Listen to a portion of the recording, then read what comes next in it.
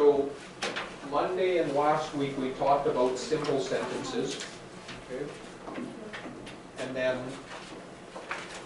yeah, if you can't find your copy, then maybe just check with someone else. We had put it in the other section in the binders on Monday, because grammar, vocabulary, etc. can go into that part of that section. Yeah, there it is. Okay, so you're going to look at the last page from this.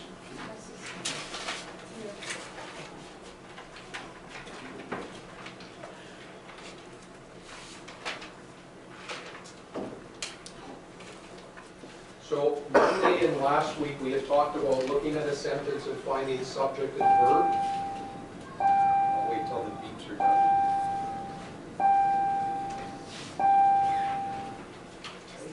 So in a simple sentence, I would have my subject, I have my verb, and then I have information. Okay, so Mexico became independent in 1821. That by itself is a simple sentence. And then I have a second simple sentence. Brazil became independent in 1822. So very close to each other in the years. What I'm using is what's called a connector. In some textbooks, you may see, we don't use this much anymore, but if it's in older textbooks, they may also call it a joiner. But it's words we use to bring sentences together. So here I'm using and I'm putting a comma between the first clause and the second clause. Okay. In this case, when I use and, I'm talking about things that are similar. Okay. So John went to the park and Sally went to the zoo. Okay, both activities where people are going somewhere. I can also use compounds words with but. So I have the same structure. I'm using a comma and I'm using the connector or joiner. But here I'm talking about opposite ideas. Okay, so Japan imports oil, but Saudi Arabia exports it. And then Malaysia lies near the equator, so its climate is very warm. So Malaysia lies and climate is, or its climate is. Those are my subject and verb. I have my comma, and I have the connector in the middle of those sentences. Any questions so far? When I'm using so, it's when I have ideas that relate to each other. So I don't say Malaysia is very cold because those ideas are opposite or different from each other, but the climate is warm and it lies near the equator. Okay? Another example I can give is my child was sick today. So my child subject was sick, verb, today. So I didn't go to class. So let me just write some of those parts out. So my child was sick. So I didn't go to class. So I can use these compound sentences in different ways to join information. On the board we have a list of 7, but these two we almost never use. It's very, very rare. So you can use them, but it's very rare. The 3 most common, well, I'll say the 4 most common ones are and, but, so, and then sometimes or, out of those 7.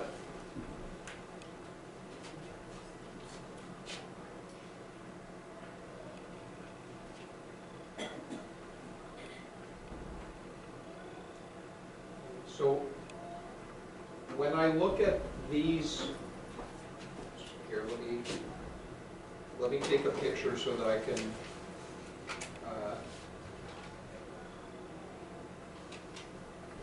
just take a picture so I can get them for the students that aren't here.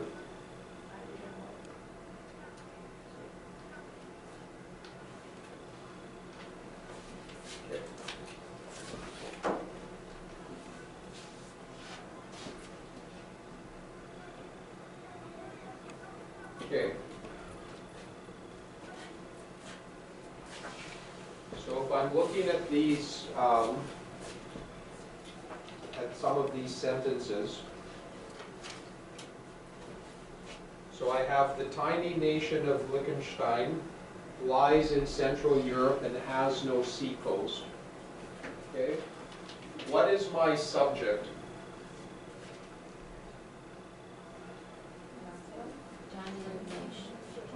Okay?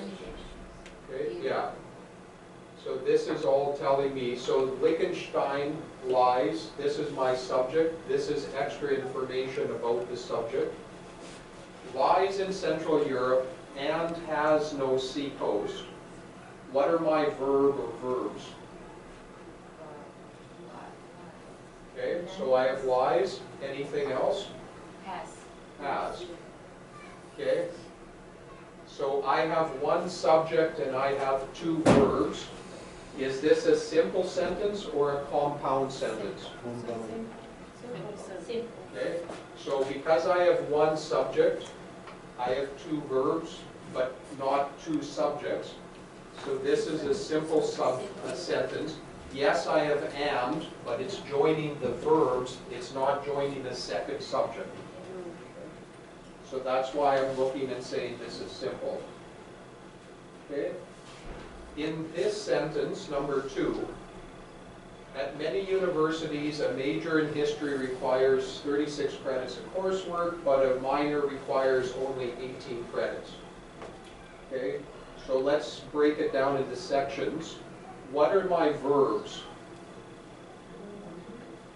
Okay, not the subject, what's the verb? Okay, what are the verbs? Okay, so I have requires and requires. Okay, so I have two verbs. What are my subjects?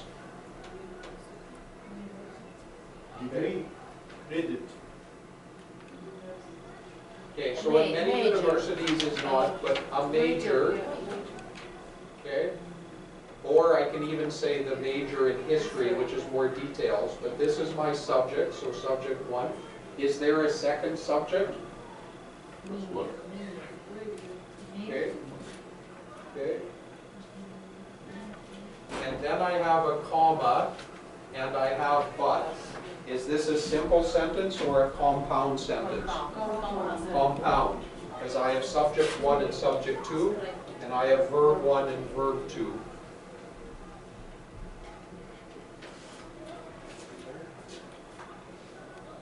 Okay, so sometimes they're moving and playing some things around, but then I'm always looking how many subjects, how many verbs. Okay?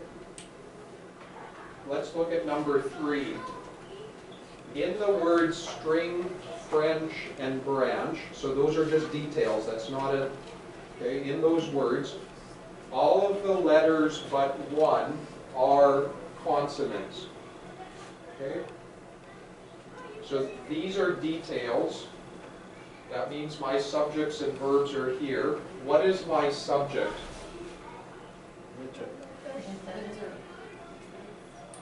Okay, sorry? Okay, so the letters, okay, and what is my verb or verbs? Are. Okay, is this a simple or a compound sentence? Okay. So that's where we mentioned earlier, sometimes you'll have but, sometimes you'll have and in simple sentences. The way to tell the difference is how many subjects and verbs do I have. Okay, so if I have one subject and one or two verbs, or if I have two subjects and one verb, they're still going to all be simple sentences. Okay, let's look at one more together, and then I'll have you work on some on your own. Okay, according to several internet sources, the 5 most common surnames in England are Smith, Jones, Williams, Taylor, and Brown. Okay, what is my subject? Internet. Okay, so, Surnames. okay, okay. Okay, so so these are adjectives about the surnames in the place. So my subject, what is my verb? Ah. Okay? Is this simple or compound? Simple, okay? So don't get confused when you see commas or extra information.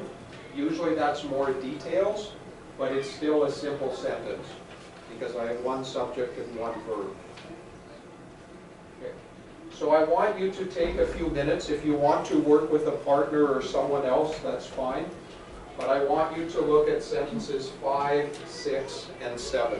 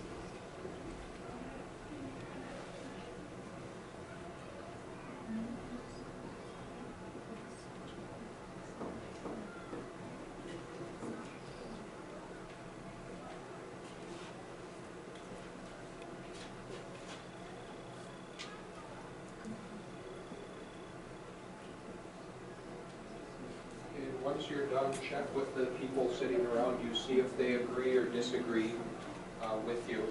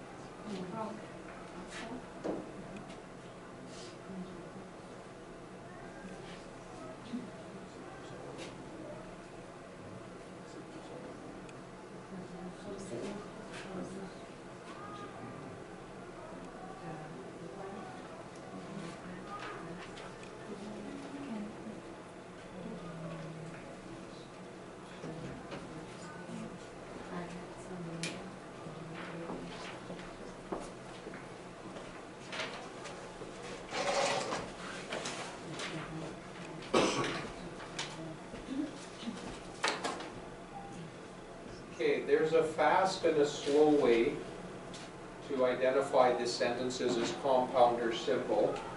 So when I'm looking at 5, 6, and 7, are they simple or compound sentences? All of them? Yes. Okay. So the fast way is to look for a comma and those words.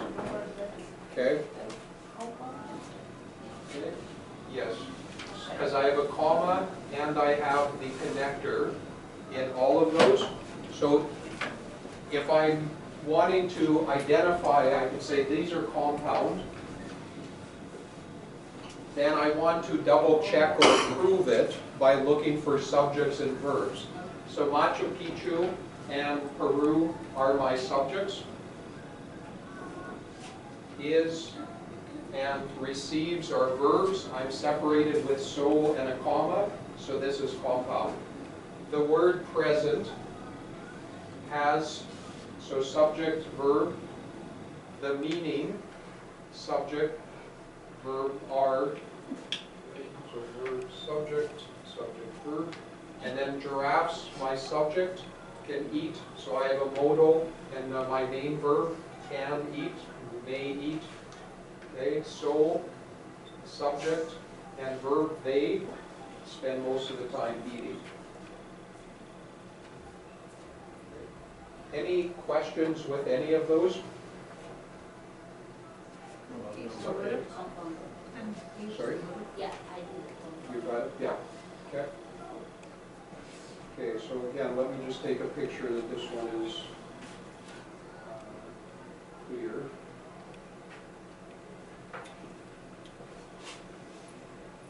Okay. And then on my screen, this picture doesn't show 8, but there is number 8 on your paper about Singapore and Malaysia. And is number 8 compound or simple? Compound, how do you know? Okay. Yeah, so comma and but is in the middle, and then I have Singapore has been, and I have it and was. So those are my subject verb separated by a comma and but, and then I have my next section. Okay? Are you feeling a little bit more confident with identifying these now?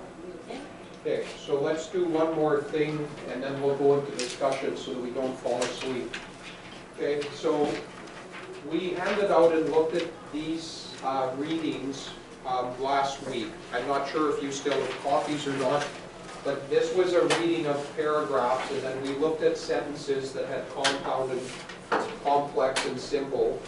So if you have this paper, if you don't, then I don't have other copies, so just share with your classmates. Okay. We're going to look on, last week we looked on the front side, this week let's look on the back side. Okay. So this was the conversation between Lucy and Ron with their short emails.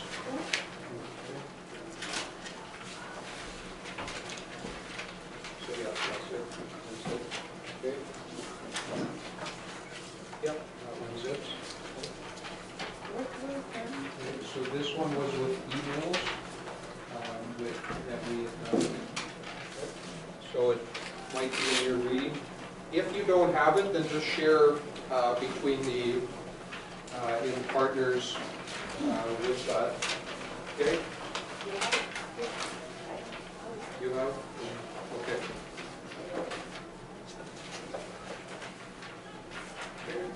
So on the side that has Ron and Lucy, there's 2 short emails, and Ron was writing to Lucy, and Lucy was not happy with Ron, if you remember from the past. What I'd like you to do is look through that conversation. I guess I do have one more copy. Look through that conversation and identify, there's going to be at least one compound sentence in each paragraph. Okay? So look through and then identify the compound. Yeah. Yes. Yep. That's the one. Okay. So look through and see the. There'll be at least one or more compound sentences in that paragraph. Yeah. Yeah. That's it. Yeah. So. Okay, so again, there's a slow and a fast way to identify. Don't try to look for every subject and verb. Look for some of these words, and, but, or, so, in that section, and then see if those and or but is separating two simple sentences or is part of a simple sentence.